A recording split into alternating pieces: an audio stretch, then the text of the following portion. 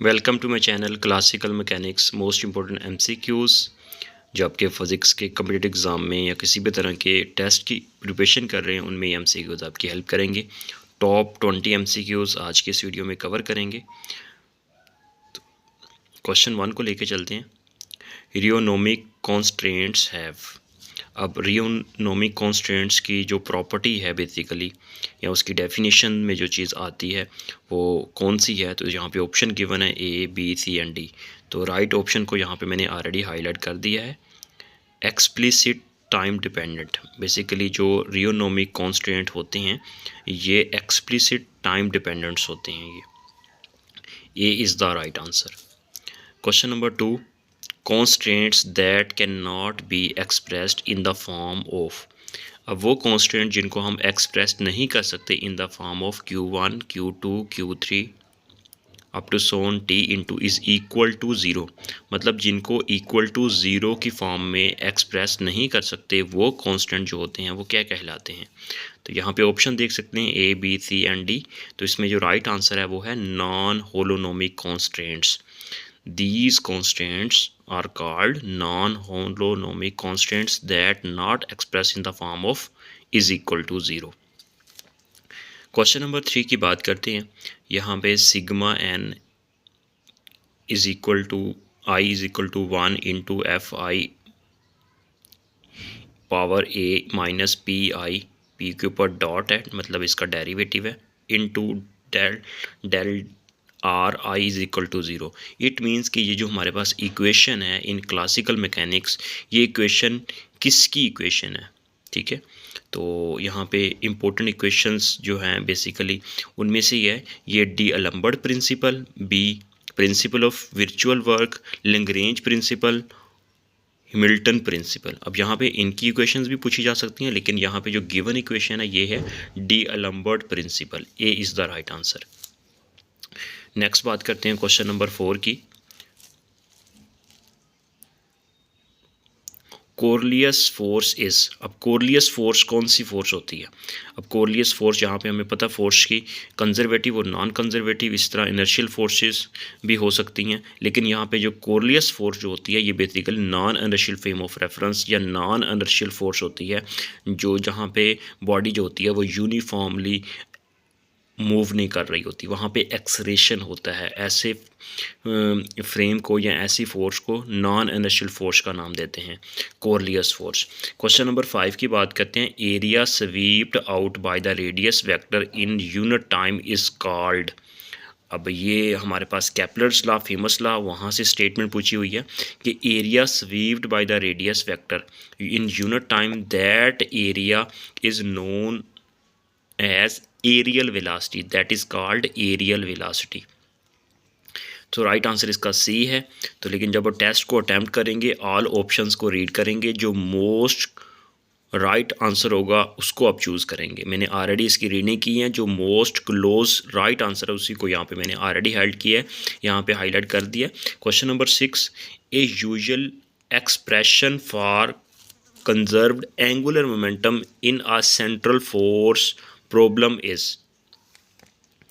तो यहाँ पे सेंट्रल यहाँ पे पूछा हुआ है force problem for the angular momentum is conserved, तो एक्सप्रेशन कौन सा राइट है, A B C and D option यहाँ पे गिवन है।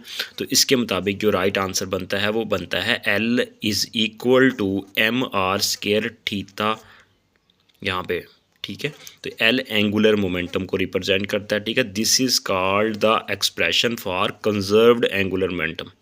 क्वेश्चन नंबर 7 को लेके चलते हैं next. The Hamiltonian can be constructed from the Lagrange. अब लैग्रेंज इक्वेशन से हम हैमिल्टन इक्वेशन को कंस्ट्रक्ट कर सकते हैं, ड्राइव कर सकते हैं यूजिंग द फार्मूला। अब यहाँ पे हमारे पास फार्मूला कौन सा है, ठीक है।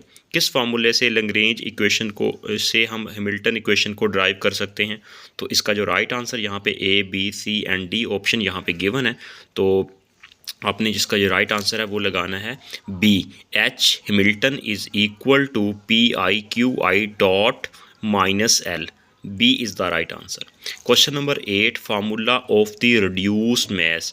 अब रिड्यूस मैस का फार्मूला कौन सा होता है, तो इसका जो राइट आंसर है वो बनता है M1 M2 divided by M1 M plus, मतलब इनका सम लेना है, मैसेस का जो ऊपर प्रोडक्ट हो रहे हैं उनका नीचे सम लेना है। This is called the reduce mess. A is the right answer.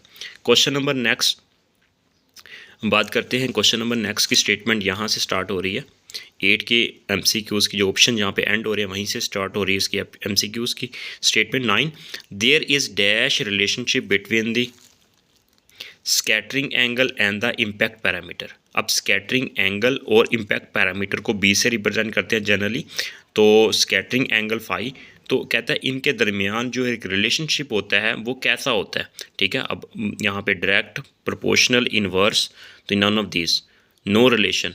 तो इसके मुताबिक जो राइट आंसर वो बनता है डायरेक्ट रिलेशन होता है। इट मीन्स कि phi directly proportional to B impact parameter के इक्वल होता है। ठीक है, next question number 10, the law of the planetary motion that relates the speed of the planet to its position in its orbit about the sun is। अब ये speed से related जो बात हो रही है, केपलर्स लॉ है बेसिकली कि जो speed of the planet motion के बारे में इंफॉर्मेशन देता है वो बेसिकली केपलर्स फर्स्ट लॉ की इंफॉर्मेशन देता है।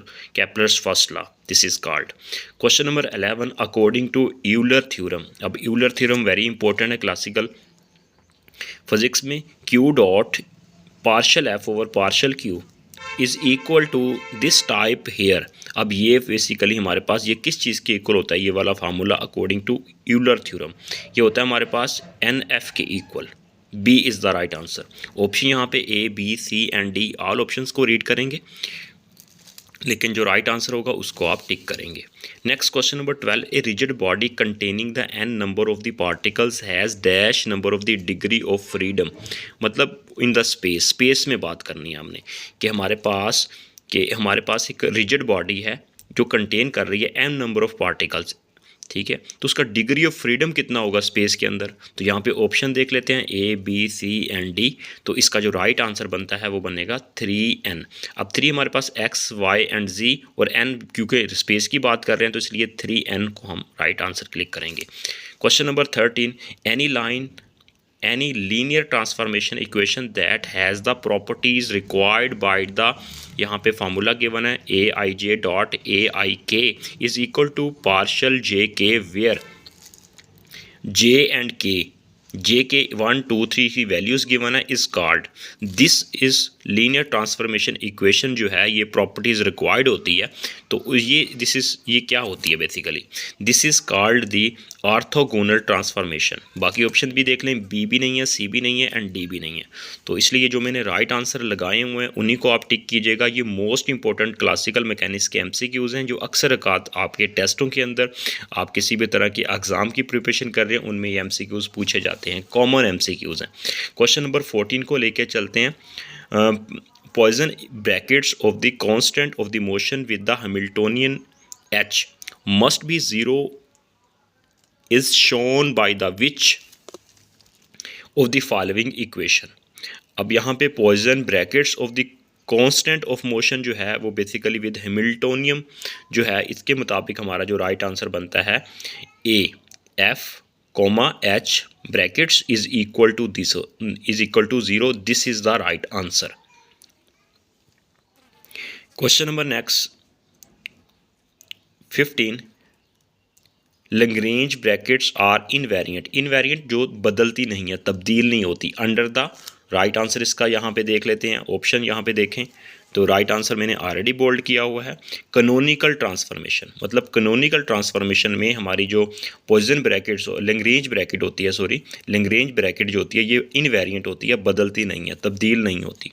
क्वेश्चन नंबर 16, दिस इक्वेशन पहले भी रिपीट हुई है ये equation, where I J K is equal to 1 2 3 is called, this equation is known as orthogonality condition.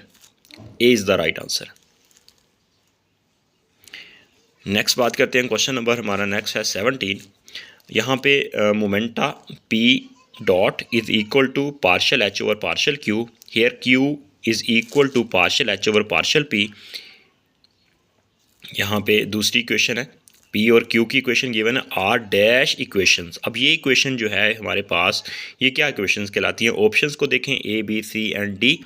तो इसके मुताबिक जो राइट आंसर हमारा बनता है वो बनता है Hamilton's equations of motion. These equations is known as Hamilton's equations of motions.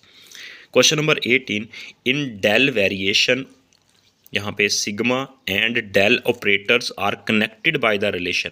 अब यहाँ पे ये दो हमारे पास जो वेरिएबल्स हैं इनको हम यहाँ पे डेल और यहाँ पे सिग्मा है, ये आपस में कनेक्टेड है.